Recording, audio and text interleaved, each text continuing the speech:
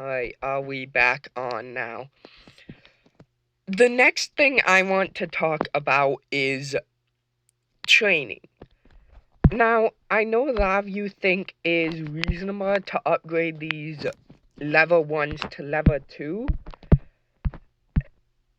And it is. I mean, at first, having any level 1s was my biggest pet peeve. But what I realized over time is when you upgrade a level 1 to a level 2, you only gain 10 power. But when you train a level 2, you gain 20 power. And that's per one wolf. I would rather just ignore the level 1s and let them die out if a battle or something were to happen. Because that's only 10 power per wolf. And in the end of the day, I mean, unless we're in an all-out battle, there's no reason I'm gonna lose that. Plus, I would rather, gain the 20 power per wolf than the 10 power upgrade. With that being said, I don't actually know how much it is per wolf for level 3 wolves, but I'm gonna go ahead and take a guess that based off the pattern of doubling, it's gonna be 40. And I'd rather gain that 40 power per wolf than try and upgrade my level 2s to level 3s and only get 20 per that. If it does go 10, 20, 30, 40, 50, that's still 30 power I'm gonna gain per wolf, then versus upgrading it will only give me 10 power, or if it's double, then 20. Versus the 30 or 40 that just straight up training new wolves will give me. I know it is kind of annoying to have lower level wolves, but I mean, really, if there was a battle, yeah, sure, they might die out faster and you might lose a lot of power there. But the power you make in your higher level, as it's probably gonna be double is my guess, it's gonna really more than make up for it. And in the meantime, as long as there's not a battle, you'll be expanding your power exponentially. Like, a huge amount. Just by ignoring the fact that you have lower levels. And not trying to upgrade them. Because though upgrading takes less time to do, it as well, doesn't give you as much power per wolf to it. The power per wolf isn't worth it to upgrade a wolf to a higher level. It is a lot more worth it than to just upgrade or just train the higher level. Whatever that may be for you at the current moment. As you see, I keep most of mine in coyotes. That's because they are recommended for almost everything. The other two are recommended for some things, but I personally, I just stick with the coyote because it is normally the #1 recommended for almost everything. If that changes, I'll change my training strategy. But I'll still keep training the highest level I have available to me currently. The reason why I really like having only one type of wolf, only one type of thing here, is then you can really maximize the number of that one thing. And what I've realized is when sending out troops, I could be wrong on this, but when sending out troops, you can only send out one type of thing, and I'd rather have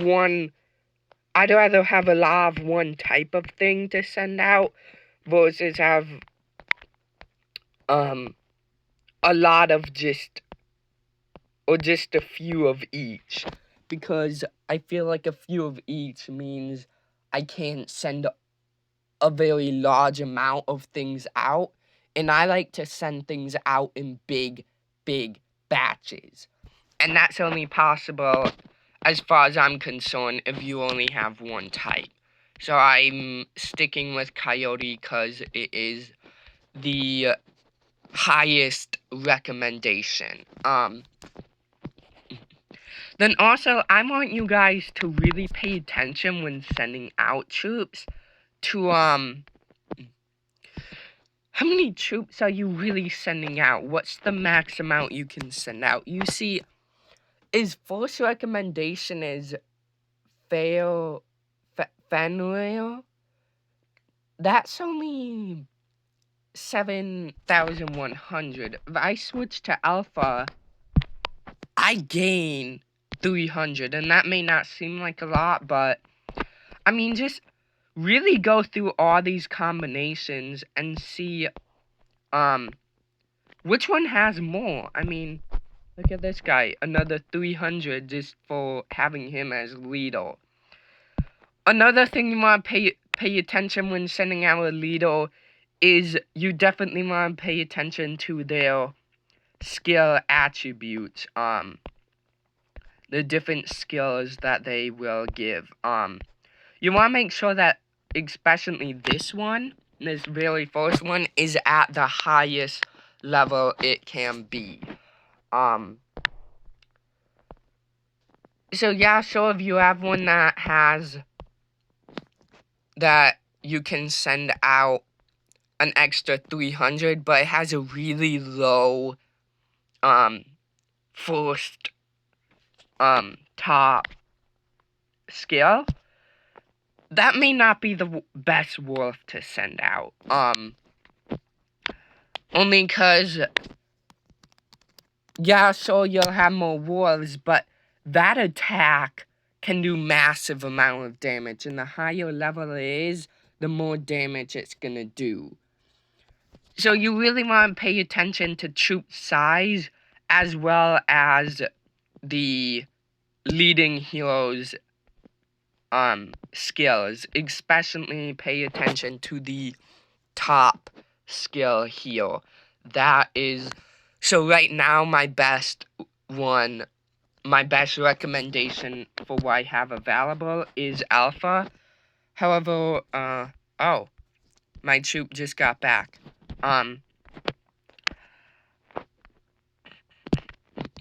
So if I scroll down here, this guy, because he's the only, green colored, level, he has a lot given to him because he's the only one. So, as you can see, he actually can send out more troops than even Alpha at level 33. And with his, skills, he's definitely my number one leading hero. Just because his pack units sent out and his, skill levels and overall level, power, everything else. Because he's the only, green wolf I have, and as far as I know, the only one in the game. It's definitely giving him a unique advantage, and I feel like what gives him an even more unique advantage is the fact that they made him so overpowered with the amount of troops he can send out. They are basically glorifying this guy as the only green hero and giving him a whole bunch of totally unnecessary buffs just for being the only green hero. That makes him definitely my number one hero recommendation. And I definitely recommend maxing him as far as you can, because he will be your number one hero if you do. As you can see, Coyote again recommended in a lot of different things here. With that said, I'm going to end this video. Thank you for watching, and I hope that helps show you guys both how to power up quickly using troop training and sending out wolves, and definitely those are things you will want to pay attention to in the game to help maximize both your attack potentials and power. Thank you for watching, and I will see you in the next video. Bye.